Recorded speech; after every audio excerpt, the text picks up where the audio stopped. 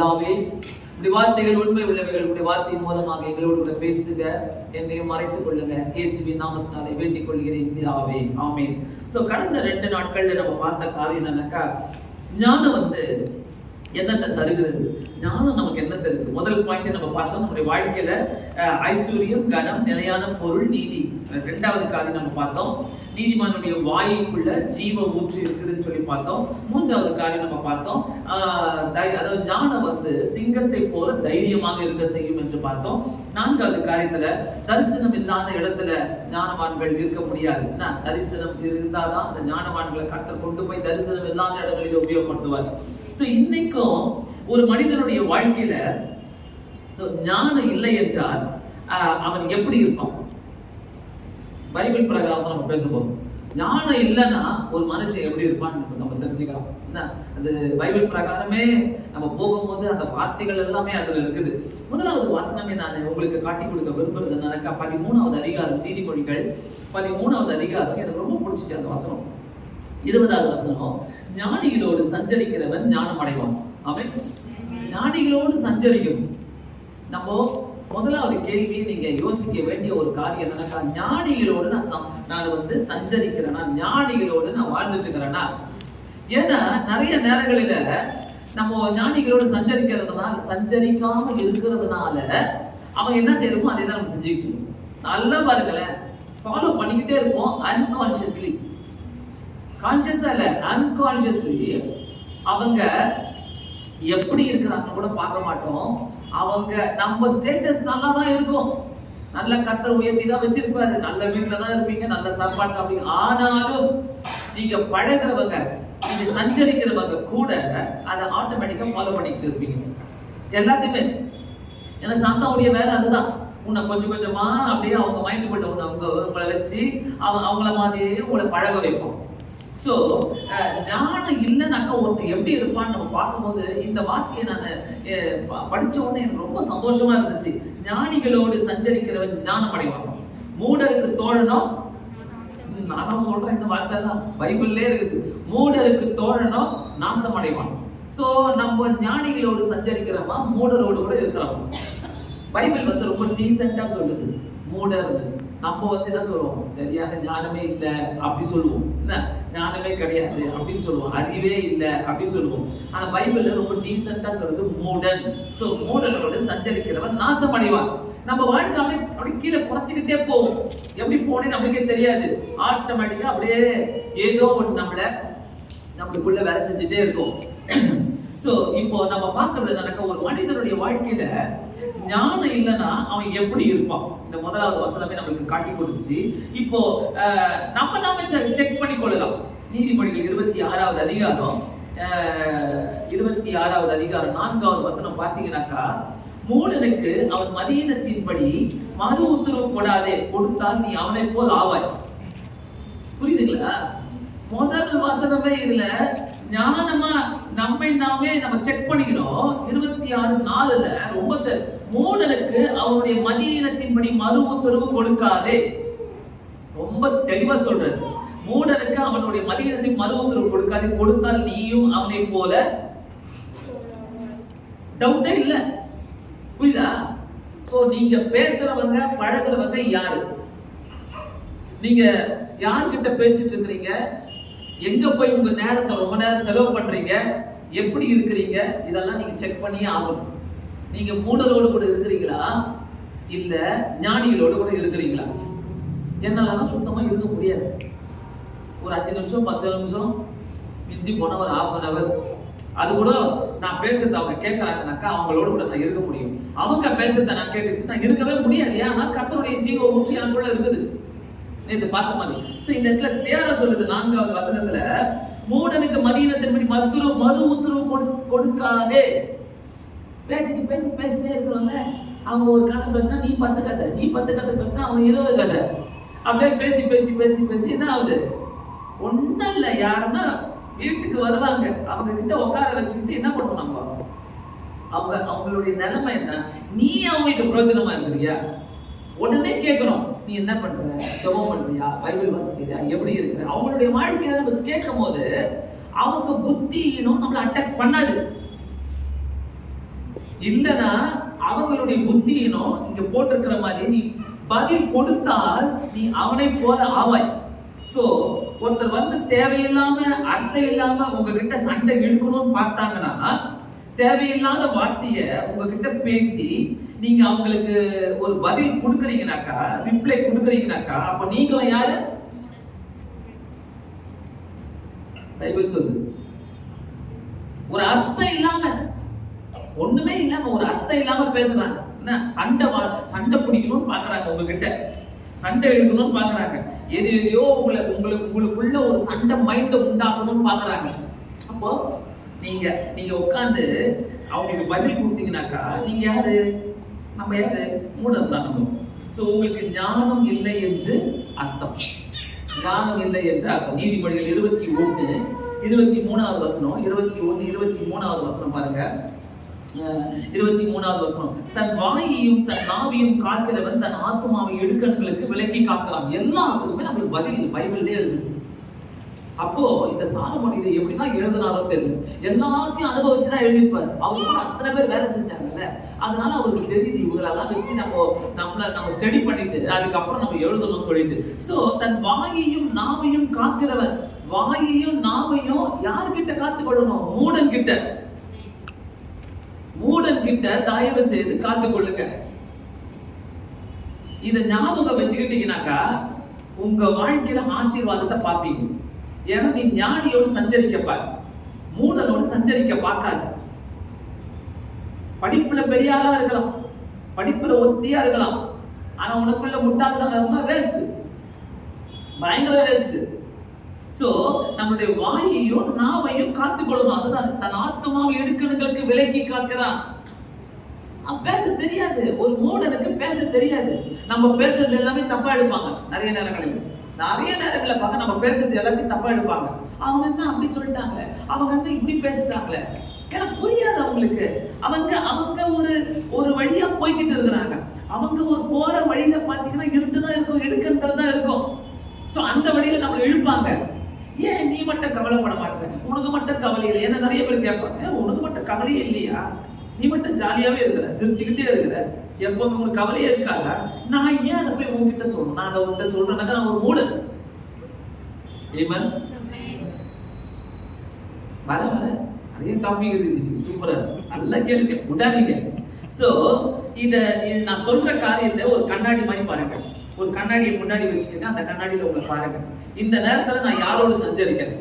மூடரோடு சஞ்சரிக்கிறேன்னா, ஞானியோடு சஞ்சரித்துக் கொண்டிருக்கிறேன்னா? நான் ஞானியோடு சஞ்சரிக்கிறேன்னா என்னுடைய வாயையும் நாவையும் நான் காத்துக்கொள்வேன். நான் அதை காத்துக்கொள்கிறதுனால என்னுடைய ஆத்மாவை நான் காத்துக்கொள்றேன். சோ அதாவது சும்மா உங்ககிட்ட மற்றவங்களை பேசிக்கிட்டு, மற்றவங்களை பத்தி பேசிக்கிட்டு, மற்றவங்களை பத்தி திட்டிக்கிட்டு, வேண்டாத பேச்சு பேசிக்கிட்டு நீங்க பதில் கொடுத்தா அதுக்கு நீங்களும் ஒரு மூடனா தான் கன்சிடர் பண்ணணும். நீங்களும் நானும் நம்ம பார்த்து வாழணும். அதான் நீதிமொழிகள் 8வது அதிகாரம் 13வது வசனம் பார்ப்போம். நீதிமொழிகள் 8வது அதிகாரம் 13வது வசனம். தீமையை வெறுப்பதே கர்த்தருக்கு பயப்படும் பயம். ஆமென். சோ அது அடியில் என்ன போட்டுருக்குது? இது வந்து இது பார்த்தோம். இது வந்து நம்மளை செக் பண்ணிக்கிறது. ரெண்டாவது காரியம் கண்ணாடியில நம்ம செக் பண்ணிக்கிறது வந்து என்னன்னாக்கா, நீதிமொழிகள் 8:13. தீமையை வெறுப்பதே கர்த்தருக்கு பயப்படும் பயம். அடுத்தது பாருங்க, பெருமை, அகந்தை, தீய வழி, புரட்டு வாயை நான் வெறுக்கிறேன். என்னது? நல்லா தெரிஞ்சுக்கங்க. இது ஞானம் இல்லாதவனுடைய வாழ்க்கையில இருக்கிற 5 சுபாவங்கள். புரியுதா? ஞானம் இல்லாதவனுடைய வாழ்க்கையில இருக்கிற 5 முக்கியமான சுபாவங்கள். முதலே ஆண்டவர் தீமையை வெறுக்கிறார். மூடனுக்கு தீமை எப்பொழுதுமே இருந்துகிட்டே இருக்கும். அவங்க வாழ்க்கையில ஒரு தீமை நடந்துகிட்டே இருக்கும். சோ அதை வெறுக்கிறார் கர்த்தர். அதை வெறுப்பதை கர்த்தருக்கு பயப்படும் பயம்ன்றார். அந்த கர்த்தருக்கு பயப்படும் பயம். தீமையை, கர்த்தருக்கு பிரியமில்லாத காரியத்தை, தீமையை மூட தைரியமா செய்வோம். ஒரு தீமையான காரியத்தை மூட தைரியமா செய்வோம். நல்லா தெரிஞ்சுக்கங்க. அதனால கர்த்தருக்கு அதை பிடிக்காது. சோ இந்த மேல இந்த ஒரு காரியத்தை நம்ம பார்க்கும்போது அடுத்தது பாத்தீங்கன்னா பெருமை ஞானத்தை மறைத்து விடும். நம்மளுக்குள்ள இருக்கிற பெருமை நமக்குள்ள இருக்கிற ஞானத்தை மறைச்சிடும். புரியுதா? நல்லா தெரிஞ்சுக்கங்க. எதுக்காக நான் பெருமைப்படணும்? நம்ம கிட்ட ஒண்ணு இல்லாதவங்க கிட்ட போய் நம்ம பெருமைப்பட முடியுமா? பெருமைப்பட்டா அவங்களுக்கு புரியுமா? அவங்க உங்களை எப்படி பார்ப்பாங்க? புரியாது. நம்ம நிறைய பேர் செய்யற காரியங்கள் என்னன்னாக்கா, அந்த பெருமைய குடும்பத்துக்குள்ளவோ, அவங்க கொஞ்சம் கஷ்டமா இருப்பாங்க அவங்க கிட்டயோ, அல்லது ரொம்ப கஷ்டப்படுறவங்க கிட்டயோ போயிட்டு காட்டிட்டு இருப்போம் அந்த பெருமை. நான் எப்படி இருக்கேன் பார்த்தீங்களா, நான் அப்படி இருக்கிறேன் பார்த்தீங்களா, என்னை பார்த்தீங்களா, கர்த்தர் எப்படி ஆசீர்வதிக்கிறார். பெருமை. கர்த்தருக்கு பயப்படுகிற பயம் இருக்கணும். நம்மளுக்கு கர்த்தருக்கு பயப்படுகிற பயம் இருக்கணும்னா தீமை இருக்காது, பெருமை இருக்காது. சோ பெருமை வந்துட்டாலே என்ன பேசுகிறோம் என்று கூட நமக்கு தெரியாது. பெருமை வந்துச்சுன்னா அங்க ஞானம் இல்லைன்னு அர்த்தம். ஹலோ, தெரிஞ்சுக்கங்க. நமக்குள்ள பெருமை வந்துட்டா ஞானம் இல்லைன்னு அர்த்தம். நல்லா புரிஞ்சுக்கங்க. இதெல்லாம் நம்ம கேட்க கேட்க கேட்க நமக்குள்ள இருக்கிற பெருமையோ இந்த தீமையோ இதெல்லாம் நம்மளை விட்டு விலகிட்டே இருக்கணும். ஏன்னா கர்த்தர் நம்மளை விரும்பணும், கர்த்தர் நம்மளை நேசிக்கணும், கர்த்தர் நம்மளை பார்த்துட்டு இருக்கிறார். அடுத்த காரியம் பார்த்தீங்கன்னா அகந்தனா என்னது? அதாவது திமிரு. திமிரு யாரையும் மதிக்க மாட்டாங்க. அகந்த இருக்குதுனாக்கா, அவங்களுக்குள்ள அகந்த இருக்குதுன்னா யாரையும் கண்டுக்க மாட்டாங்க, யாரையும் மதிக்க மாட்டாங்க. திமிர்லயே விதவிதமான திமிரு இருக்குது. ஆனா எந்த திமிர்ல நம்ம விளையாடிட்டு இருக்கோம்? யோசித்து பாருங்க, எப்படிப்பட்ட திமிரு எனக்குள்ள இருக்குது. ஆனா நம்ம ஒரு பிலீவரா இருக்கிறோம்னாக்கா, ஆண்டவருடைய பிள்ளைகளா இருக்கிறோம்னாக்கா, திமிரு தேவை கிடையாது. திமிரு ஞானத்தை மறைக்கும். இந்த 5 காரியங்கள் யாருக்குன்னா மூடனுக்கு தான். தீமை, பெருமை, அகந்த, இதெல்லாமே பாத்தீங்கன்னாக்கா ஞானத்தை மறைச்சிடும். இதெல்லாம் இருக்கும்போது உன்னுடைய ஞானமே பேசாதாங்க. அடுத்தது பாத்தீங்கன்னா இந்த தீய வழி. அடுத்தது பாத்தீங்கன்னா தீய வழி மேலே உள்ள அந்த மேலே உள்ள நம்ம சொன்னல பெருமை, அகந்த, இதெல்லாம் வந்தாலே இது எல்லாமே நம்மளை எங்க நடத்தணும்? இந்த பெருமை, அகந்த, தீமை எல்லாமே எங்க தீய வழியில தான் நடக்கும். இட் லீட்ஸ் டு தீய வழி. தீய வழி அதாவது விட்டுட்ட அந்த பாவத்தை கூட திரும்ப செய்ய வைக்கும். தீய வழி அதான் தீய வழி உங்ககிட்ட வரும்போது கர்த்தருடைய பயம் அங்க இருக்காது. தீய வழி எனக்குள்ள வரும்போது எனக்குள்ள இந்த பெருமை, இந்த அகந்த எல்லாமே காணா போயிடும், ஞானமும் காணா போயிடும். சோ தீய வழி வரும்போது கர்த்தருக்கு பயப்படுற பயம் அங்க இருக்காது, சுத்தமா இருக்காது. யார் கஷ்டப்படுறது? அப்புறம் நம்ம தான் கஷ்டப்படணும். இதை தேடி அலசி கண்டுபிடிக்கிறதுக்குள்ள அதுக்கு கர்த்தர் நம்மளுக்கு 2 அடியை கொடுக்கணும். கர்த்தர் நம்மளுக்கு அடி கொடுத்தாதான் புரியும். சிலர்களுக்கெல்லாம் கர்த்தர் அடி கொடுக்குற வரைக்கும் புரியாது. அது வரைக்கும் என்ன பண்ணிருப்போம்? ஐயோ, நான் என்ன பெருமை பேசுறேன், நான் என்ன அகந்த, நான் எனக்கு என்ன திமிரு இருக்குது, என்ன போய் திமிருன்றாங்க அப்படின்னு தான் பேசுவோம். உனக்குள்ள இருக்கிற திமிரு எந்த டிகிரில இருந்து கண்டுபிடிக்க முடியுமா? ஹலோ, போய் ஆராய்ச்சி செய்யுங்க. நம்ம செல்ஃப் ஆராய்ச்சி பண்றது இதுதான் ஞானம். ஏன் நிறைய பேர் உயர்ந்த ஸ்தானத்துல இருக்கிறாங்க, அவங்க கிட்ட போய் நின்னுக்கல. அப்படி ஒரு ஹம்பிளா இருப்பாங்க, அப்படி ஒரு தாழ்மை அவங்களுக்குள்ள இருக்கும். அப்படிப்பட்ட ஒரு எந்த இடத்துல வேணா அவங்க உட்கார்ந்து சாப்பிடுவாங்க, யார்கிட்ட வேணா பேசுவாங்க, அவங்களாம் அதெல்லாம் பார்க்கவே மாட்டாங்க. அது ஞானம். ஆனா இந்த பெருமையோ அகந்தையோ இதெல்லாம் வரும்போது நமக்குள்ள ஞானமே வேலை செய்யாது. அதனால இந்த தீய வழியில போகும்போது பாத்தீங்கன்னாக்கா எல்லாம் விட்டுதெல்லாம் நமக்கு வந்துடும். அடுத்தது பாத்தீங்கன்னா புரட்டு வாய். நான் பேர் வச்சுக்கிறாரு பாருங்க சாலமோன். புரட்டு வாயை நான் வெறுக்கிறேன். புரட்டு வாய்னா என்னது? இங்க பேசுறது அங்க கொண்டு போய் சொல்றது, அங்க கொண்டு போய் சொல்றது, அங்க கொண்டு போய் சொல்றது, இங்க பேசுறது, அங்க போய் சொல்றது, அங்க பேசுறது. புரியுதா? புரட்டு வாய் பயங்கரமான வாய். புரட்டு வாயை வச்சுக்கிட்டு நிறைய பேருக்கு அவங்களுக்கு எல்லாம் நினைப்பு புரட்டு வாயை வச்சுக்கிறதுனால ரொம்ப பெருமை. நமக்கு நல்ல பேர் கிடைக்குது, போய் அவங்க கிட்ட சொல்லிட்டா நமக்கு நல்ல பேர் கிடைக்கும், இவங்க கிட்ட சொல்லிட்டா நல்ல பேர் கிடைக்கும், அவங்க இங்க பேசுற மாதிரி பேசி மேட்டரெல்லாம் வாங்கிட வேண்டியது. அப்படியா சொல்லும் போது இது புரட்டு வாயில இருக்கும். இந்த அப்படியா கொண்டு போயிட்டு உனக்கு தெரியுமா கேட்கும். இங்க போயிட்டு அங்க போயிட்டு இதுதான் மேட்டர்ன்னு சொல்லணும், இப்படிதான் மேட்டர் சொல்லும், இதுதான் புரட்டு வாயின்னு தெரியும். இது எத்தனை பேருக்குள்ள இருக்குது? போய் ஆராய்ச்சி செய்யுங்க. நல்லா நல்லா போய் கேட்டுக்கணும்.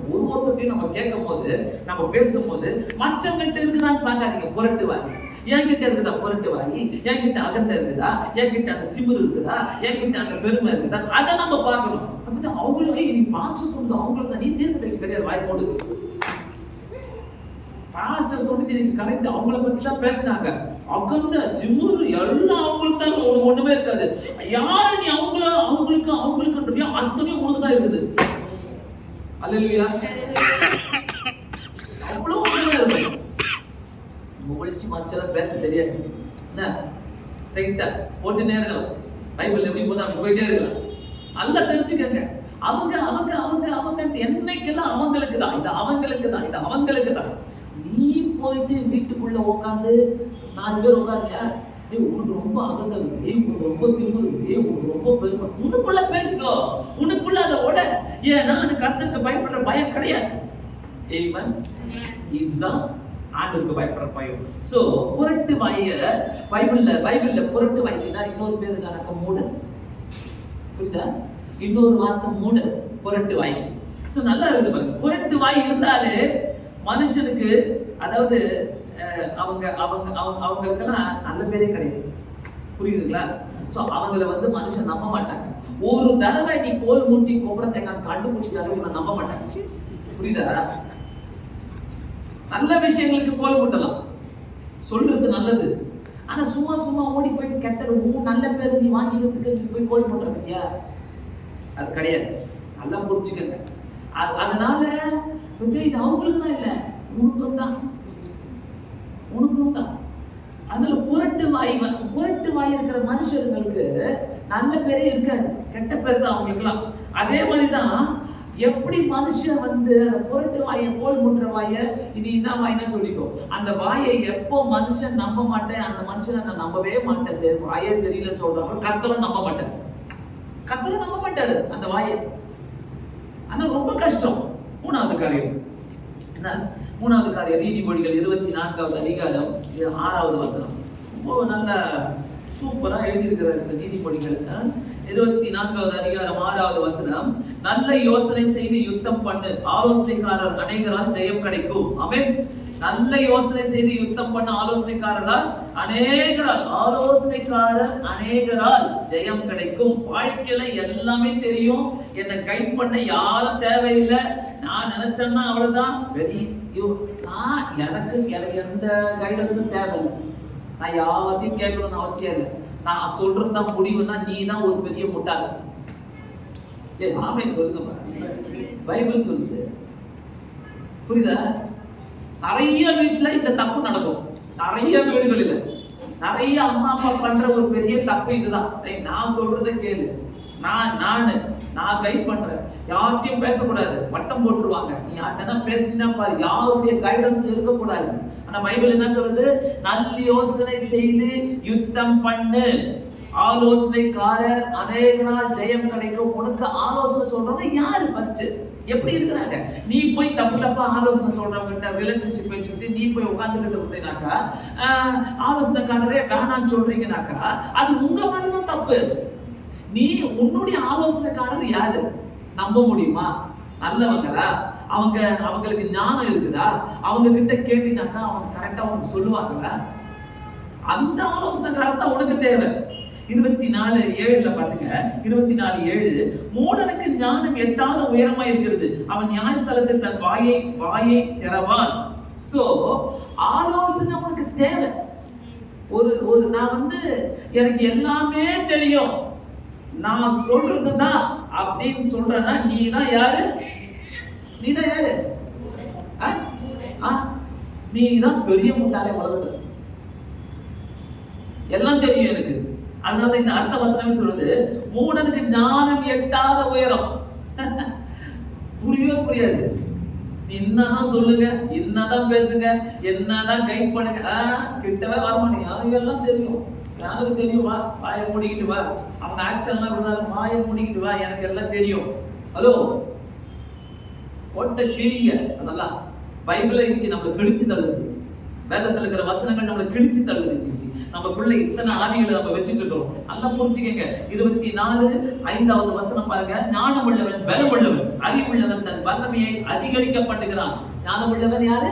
பலம் உள்ளவன். ஆமென். அறிவுள்ளவன் தன் வல்லமையை அதிகரிக்க பண்ணுகிறான். ஞானம் உள்ளவன் பலம் உள்ளவன் சொல்லுது.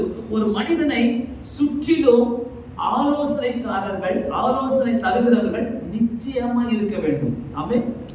நிச்சயமா உன்னை சுத்திலும் உனக்காக ஆலோசனை கொடுக்கிறவர்கள் இருக்கிறார்களா?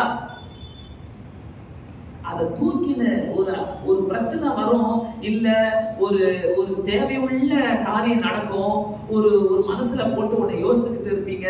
இதுக்கு கைடன்ஸ் வேணும், இதுக்கு ஆலோசனை வேணும்னு சொல்லிட்டு இருப்பீங்க. யாருக்கு தேடி போவீங்க?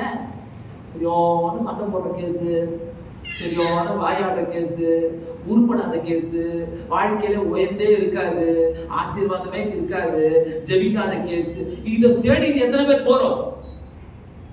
யோசிங்க.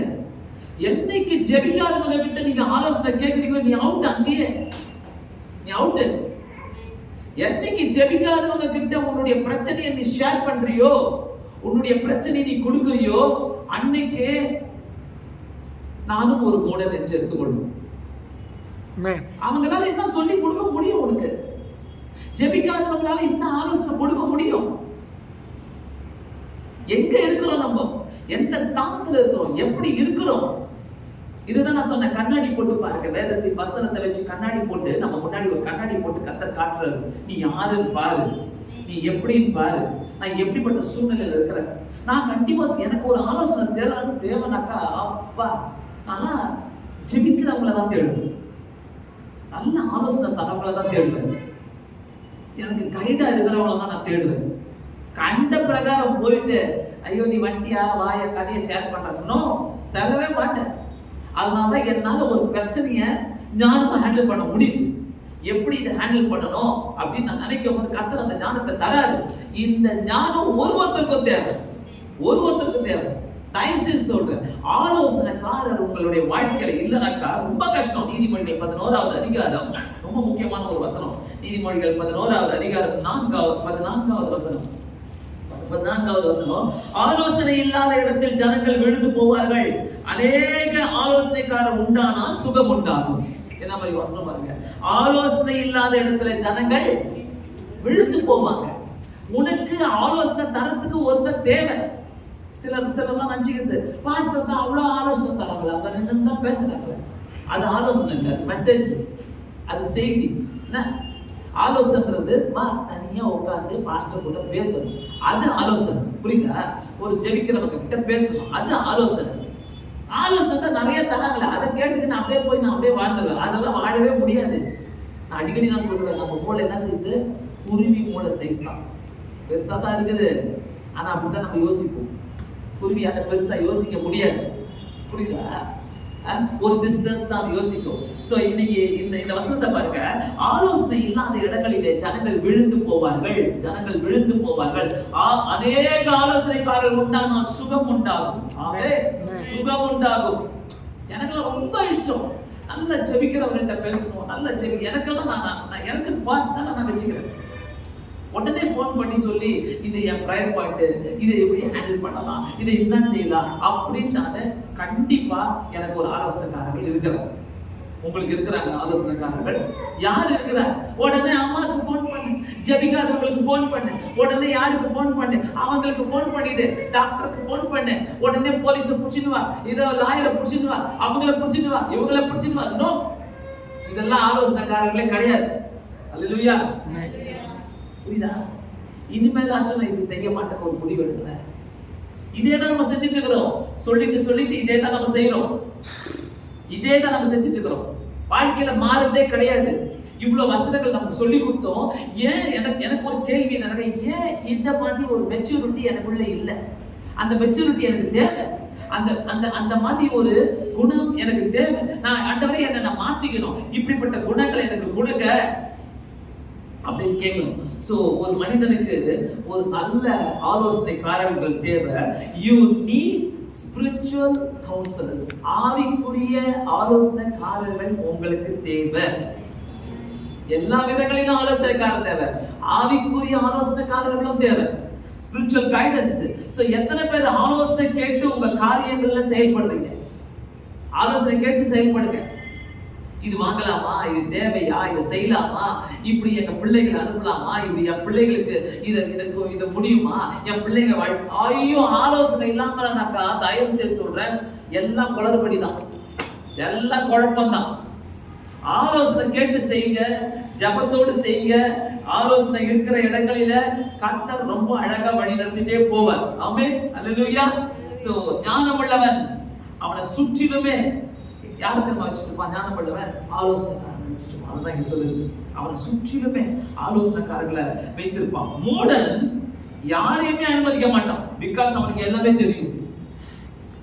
புரியுதா? புரியுதா? ஆலோசனைக்காரன் ஞானவான தன்னை சுற்றிலுமே ஆலோசனைக்காரர்களை வச்சுப்பான். உனக்குன்னு பர்சனலா, உனக்குன்னு தனிப்பட்ட வாழ்க்கையில எனக்கு நிறைய பேர் போன் பண்ணுவாங்க, நிறைய பேர் சொல்லுவாங்க, அதெல்லாம் நீங்க சொல்லியிருக்க மாட்டேன், இதை நான் கைட் பண்ணுவேன், இப்படி இருக்குதுமா, அப்படி இருக்குதுமா, அப்படி சொல்லுவாங்க. அந்த ஆலோசனை இருந்தாதான் நாம உருப்படியா ஆக முடியும்.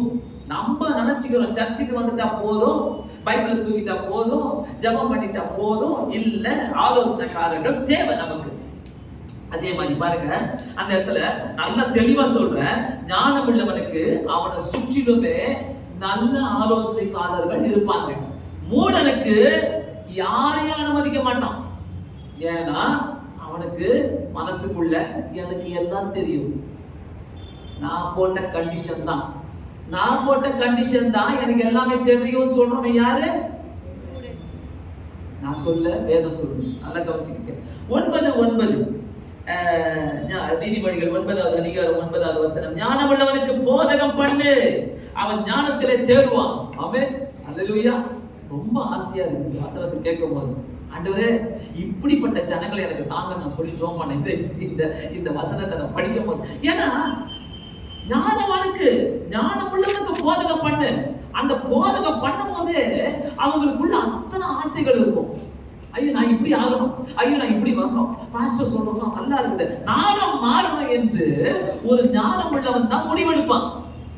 ஞானம் இல்லைனாக்கா தலையாட்டி அப்படியே கேட்டு திருப்பி நாளைக்கு அதே மாதிரி தான் வந்து 10 வருஷம் கழிச்சு அப்படிதான் வரும். அது மூடர்கள். ஞானமான இருக்கிறியா? கண்டிப்பா ஞானம் உள்ளவனுக்கு போதகம் பண்ணு, அவன் ஞானத்திலே தேறுவான். ஆமென், அல்லேலூயா. உண்மையாக ரொம்ப சூப்பரான வசனங்கள் பாருங்க. நீதிமானுக்கு உபதேசம் பண்ணு, அவன் அறிவிலே விருத்தி அடைவான். ஞானமும் அறிவும் அப்படி விளையாடுது பாருங்க. நீதிமானுக்கு என்ன பண்ணு? உபதேசம் பண்ணு, அவன் அறிவிலே விருத்தி அடைவான் என்று சொல்லுகிறது. யாரு ஞானம் இல்லாதவங்க? 5வது பாயிண்ட் பாருங்க, இது 5வது பாயிண்ட்.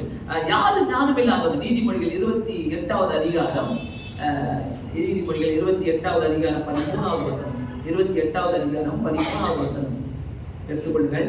தன் பாவங்களை மறைக்கிறவன் வாழ்வடைய மாட்டான். எல்லாருக்குமே இந்த வசனம் தெரியும், எல்லாருக்குமே இந்த வசனம். தன் பாவங்களை மறைக்கிறவன் அவைகளை அறிக்கை செய்து விட்டு விடுகிறவனோ என்ன பண்ணுது? அவைகளை அறிக்கை செய்து ஏசாமி சொன்னா நீ அறிக்கை செஞ்சுட்டா மட்டும் போதும். ஏசாமி என்ன சொல்றாரு? கடவுள் என்ன சொல்றாரு? கர்த்தர் என்ன சொல்றாரு? விட்டு விடுகிறவன் தான், விட்டு விடுகிறவனுக்கு தான் இறக்கம் கிடைக்கும். நிறைய பேர் நம்ம நினைச்சுக்கிறோம் நம்ம அறிக்கை செஞ்சுட்டா போதும், வாரம் வந்து சர்ச்சில் பாவத்தை அறிக்கை செஞ்சிடலாம். நோ, நீ திருப்பி அதே பாவத்தை நீ செஞ்சுட்டு இருக்கிறனாக்கா, ஒரு பாவத்தை செய்த பிறகு அது தப்புன்னு தெரிஞ்சும் ஆண்டவரே இந்த பாவத்தை பண்ணி நான் செய்ய மாட்டேன் என்று நம்ம முடிவு எடுத்த பிறகும் திருப்பி அதே தப்பை நம்ம செய்யறோம்னாக்கா அங்க வேஸ்ட், நம்மளுக்கு இறக்கம் கிடைக்காது. ஆனா அந்த பாவத்தை செஞ்சுட்டு அந்த பாவத்தை அறிக்கை விட்டுட்டு அதை விட்டு விடுகிறவனுக்கு தான் இறக்கம் கிடைக்கும். எல்லாமே கிடைச்ச பிறகு திருப்பி அதே பாவத்துல விழுந்துருது, எல்லாமே நல்லா ஆயிட்ட பிறகு திருப்பி அதே பாவத்துல விழுது. சோ இங்க ரெண்டு வார்த்தைகள் இருக்குது. அவைகளை அறிக்கை செய்து, நீ அறிக்கை செய்தா மட்டும் போதும் நினைக்காத, திருப்பி செய்யாத, திருப்பி செய்யக்கூடாது. அப்பதான் ஆண்டவருடைய இறக்கம் கிடைக்கும். நிறைய பேருடைய வாழ்க்கையில திருப்பி நம்ம செஞ்சிடணும். நான் ஒரு அப்படியே ஒரு மேட்ச் பாக்ஸ் பத்த வைக்கிற மாதிரி அதை இப்ப பத்த வைக்கிறேன். எத்தனை பேர் நம்ம அதே பாவத்தை செஞ்சுட்டு இருக்கோம் திருப்பி டைரக்டா கேட்கறேன். எத்தனை பேர் நம்ம செஞ்சுட்டே இருக்கோம் அதே பாவத்தை? அறிக்கை செஞ்சாச்சு, விட்டுட்டோமா? ஆண்டவரே இன்னைக்கு ஒரு நாள் மட்டும் ரீல்ஸை பார்த்துக்கிறேன், இன்னைக்கு ஒரு நாள் மட்டும் இந்த பாட்டை பார்த்துக்கிறேன், ஆண்டவரே இன்னைக்கு ஒரு நாள் மட்டும் இந்த சினிமாவை பார்த்துக்கிறேன், ஆண்டவரே இன்னைக்கு ஒரு நாள் மட்டும் என் கண்ணில் பாவம் செஞ்சுக்கிறேன், என் இருதயத்துல பாவம் விட்டுட்டோமா? விட்டு விடுகிறவனுக்கு தான் இறக்கம் கிடைக்கும், அறிக்கை செய்வதற்கு இல்லை. நீ அறிக்கையும் செய்யணும், விட்டும் விடணும். இதான் கர்த்தர் கேட்கிறார். ஆமென். சோ விட்டு விடுவேன் என்ற முயற்சி செய்கிறவன் தான் ஞானவான். யார் ஞானவான்? விட்டு விடுகிறேன் என்று அறிக்கை செய்கிறவன் தான். நான் விட்டுடுவேன் முயற்சி செய்கிறவன், அறிக்கை செய்கிறவன் கூட இல்ல. நான் விட்டுடுவேன், இந்த பாவத்தை திருப்பி செய்ய மாட்டேன். நான் சொல்றேன், உன் வாழ்க்கையில கர்த்தர் முன்னாடி வந்து நிற்பார். என்னைக்கு நீ அறிக்கை செஞ்சுட்டு விட்டுட்டு திருப்பி அதே செய்தியோ வந்து நிக்க மாட்டேன். ஆனா என்னைக்கு நீ அறிக்கை செய்துட்டு நீ முடிவெடுக்கிற பாரு, ஆண்டவரே இந்த பாவம் எனக்கு கிடையாது, முடிவெடுக்கிற பாரியா, அந்த முடிவை கர்த்தர் உன் கூட தான் நிற்பார். விட்டு விடுகிறவனுக்கு தான் இறக்கம் கிடைக்கும்ன்றாரு. அறிக்கை செய்தாலும் ஈஸிங்க. வாரம் போய் அறிக்கை செய்யலாம். வாரம் போயிட்டு நம்ம அறிக்கை செஞ்சுட்டு வாங்க. ராபோஜனம் கொடுக்குற அன்னைக்கு உட்காந்து அறிக்கை செய்யலாம். ஆனா நீ விட்டுட்டியா? நல்லா யோசிங்க. விடுறதுக்கு தான் ஆண்டவர் உன்னை தேடிட்டு இருக்கிற. நீ விட்டியா? எத்தனை முறை நம்ம எத்தனை பாவத்தை செஞ்சுக்கிட்டே இருக்கிறோம்? எத்தனை பாவத்தை நம்ம நிறைய பார்த்துக்கிட்டே இருக்கிறோம். இதெல்லாம் எத்தனை முறை நம்ம செஞ்சுட்டே இருக்கிறோம். சோ இதெல்லாம் நம்ம பார்க்கும்போது நான் விட்டுட்டேன்னா, நான் யோசிக்கிறேன், நாம் செய்த தப்ப திருப்பி நம்ம செய்கிறோம்னாக்கா நம்ம ஒரு முட்டாள், ஞானம் இல்லைன்னு அர்த்தம். திருப்பி நம்ம செய்யறோம்னாக்கா அந்த தப்ப கர்த்தர் என்னைக்கோ பேசிட்டாரு. ஆனா திருப்பி நீ செய்யறனாக்கா நம்ம முட்டாள். சோ கடைசியாக இன்னொரு வாக்கியம் மட்டும் சொல்லி நான் முடிக்க போறேன். எப்படி ஒரு மனிதன் ஞானத்தை பெற்றுக்கொள்ள முடியும்? நம்ம இப்ப பார்த்தோம், ஞானம் இல்லாத மனுஷன் எப்படி இருப்பான்ட்டு. எப்படி ஒரு மனுஷன் ஞானத்தை பெற்றுக்கொள்ள முடியும்? யோபு 28வது அதிகாரம், தயவுசெய்து எடுத்துக்கொள்ளுங்க, மிக முடிச்சிடலாம். யோபு 28வது அதிகாரம் 28வது வசனம், ரொம்ப ஒரு நல்ல வசனம். 28வது அதிகாரம் 28வது வசனம். மனுஷனை நோக்கி இதோ ஆண்டவருக்கு பயப்படுதலே ஞானம், பொல்லாப்பை விட்டு விலகுவதே புத்தி என்றார். அவன் ஆண்டவருக்கு பயப்படுதுன்னா என்னது? அப்படியே பயபக்தியா வந்து இங்க பார்க்க மாட்டேன், அங்க பார்க்க மாட்டேன், இப்படி பயபக்தியா வந்து உட்கார்ந்து பயமா? அது பயமா? இல்ல ஆண்டவரை ஒரு தீவிரவாதி மாதிரி நம்ம பார்த்துட்டு இருக்கோம். ஆண்டவரே நீங்க ஒரு தீவிரவாதி, என்னை சுட்டுடுவீங்க, என்னை அடிச்சிடுவீங்க, ஆண்டவரே நீங்க இப்படிதானே, ஆண்டவரே நான் எனக்கு பயமா இருக்குது, ஆண்டவர் அடிப்பாரு திட்டுவாரு. அது இல்ல. எதுக்காக நம்ம பயப்படணும் ஆண்டவருக்கு? ஏன்னா ஆண்டவரை நம்ம எதுக்காக பயப்படணும்னாக்கா, அவரை நான் நேசிக்கிறேன், அவரை நான் கனப்படுத்துறேன். அதுதான் ஆண்டவருடைய பயம். ஆண்டவர் வந்து அப்படியே பயமா, நான் சிரிக்க மாட்டேன், சர்ச்சில் ரொம்ப உட்காந்துப்பேன், நான் யாரையும் பார்க்க மாட்டேன், இப்படிதான் இருப்பேன். அது பயம் இல்லை. ஆண்டவரை நான் எந்த அளவுக்கு கனம் பண்றேன், ஆண்டவரை நான் எந்த அளவுக்கு நேசிக்கிறேன், அதுதான் பயம். நீதிமொழிகள் 14வது அதிகாரம் 14வது அதிகாரம் 26வது வசனம். நீதிமொழிகள் 14வது அதிகாரம் 26வது வசனம். 26வது வசனத்துல கர்த்தருக்கு பயப்படுகிறவனுக்கு திட நம்பிக்கை உண்டு, அவனுடைய பிள்ளைகளுக்கு அடைக்கலம் கிடைக்கும். எனக்கு ரொம்ப பிடிச்சமான வசனம். என் பிள்ளைகளுக்கு அடைக்கலம் கிடைக்கலன்னா நான் கர்த்தருக்கு பயப்படுற பயம் எனக்கு இருக்கணும். அந்த கர்த்தருக்கு பயப்படுகிற பயம் இருந்தாலே பிள்ளைகள் வந்து ஒரு பெரிய அடைக்கலத்துல இருப்பாங்க. நான் ரீசெண்டா என்னுடைய சித்தப்பா மகனோட நாங்கள் பேசிட்டு இருக்கும்போது அவன் வந்து ஒரு ஸ்டோரியை சொல்லிட்டு இருந்தான். எங்க அப்பாவுடைய அப்பா இந்துவா இருந்து அவர் வந்து மதுரை சைட்ல அவங்க வைஃபை வந்து ஒரு பிராமின் கட்டிட்டு வந்துட்டு இருக்கிறாரு, கல்யாணம் கட்டிட்டு வந்துட்டாரு. அவங்க 2 பேரும் அப்புறமா எங்கேயோ சீகன் வந்தப்போ அவருடைய வார்த்தைகளை கேட்டு அவர்கிட்ட பேப்டிசம் வாங்கியிருக்கிறாங்க. எங்க தாத்தாவுடைய அப்பா வாங்கியிருக்கிறாங்க. அவங்க ஆண்டவரை ஏற்றுக்கிட்டு 2 பேரும் இந்து வைராக்கியமான இந்துக்கள். சோ வந்து அவங்க மதுரை சைட்ல இருந்து வந்து அப்படியே ஆண்டவரை ஏற்றுக்கிட்டு அதுக்கப்புறம் பாத்தீங்கன்னாக்கா அவருடைய சந்ததிகள்ல இன்னைக்கு எல்லா குடும்பத்திலும் ஒரு ஊழியக்காரர் இருக்கும்.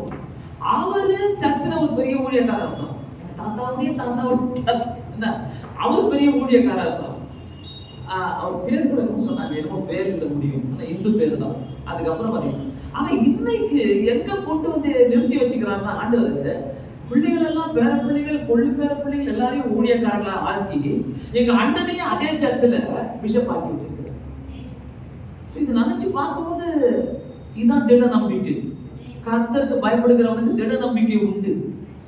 அவனுடைய பிள்ளைகளுக்கு அடைக்கலம் கிடைக்கும். ரொம்ப தொடப்பட்ட இந்த வசனங்களை வாசிக்கும் போது நான் கர்த்தருக்கு பயப்படுறதுனால, எனக்குள்ள இருக்கிற ஞானத்தினால நான் எப்படிலாம் என்னுடைய சந்ததி ஆசீர்வதிக்கப்படும் என்பது எனக்கு ரொம்ப தெளிவாச்சு.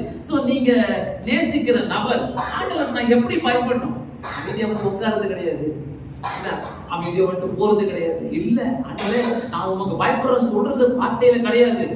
ஆண்டவருக்கு நான் பயப்படுறேன்னாக்கா நான் எப்படி பயப்படுவோம்? நம்மளுக்கு பிடிச்சவங்க, நம்மளை நேசிக்கிறவங்க நம்ம பக்கத்துல வராங்க, நாங்க என்ன பண்ணுவீங்க? உடனே எழுந்திருப்பீங்க, உடனே அவங்களுக்கு கனம் பண்ணுவீங்க, அவங்களை நீங்க வர வைப்பீங்க, அவங்களுக்கு மரியாதை கொடுப்பீங்க. கர்த்தருக்கு பயப்படுதுன்னா உன் பக்கத்திலே கர்த்தர் இருக்கிறாரு. அப்ப நீ எவ்வளவு அவருக்கு பயப்படணும்? உன் பக்கத்திலே கர்த்தர் இருக்கிறாரு, எப்பவுமே இருக்கிறாரு. நீ உங்களுக்கு பிடிச்சவங்களுக்கே நீ ஏற்று நிற்கிறியே, கனம் பண்றியே, பயப்படுறியே, அப்போ உன் கூடவே உன் பக்கத்திலே கர்த்தர் இருக்கிறான்னு நீங்க எவ்வளவு பயப்படணும், நீங்க எவ்வளவு மரியாதை கொடுக்கணும்.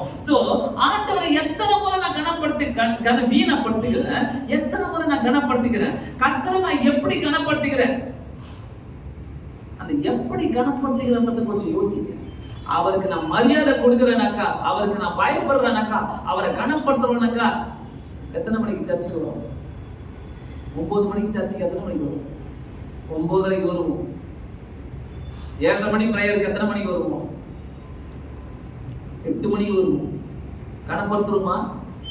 அவர் உனக்காக காத்திருக்கிறான்னு தெரியுமே, அவர் உனக்காக வெயிட் பண்றான்னு தெரியுமே.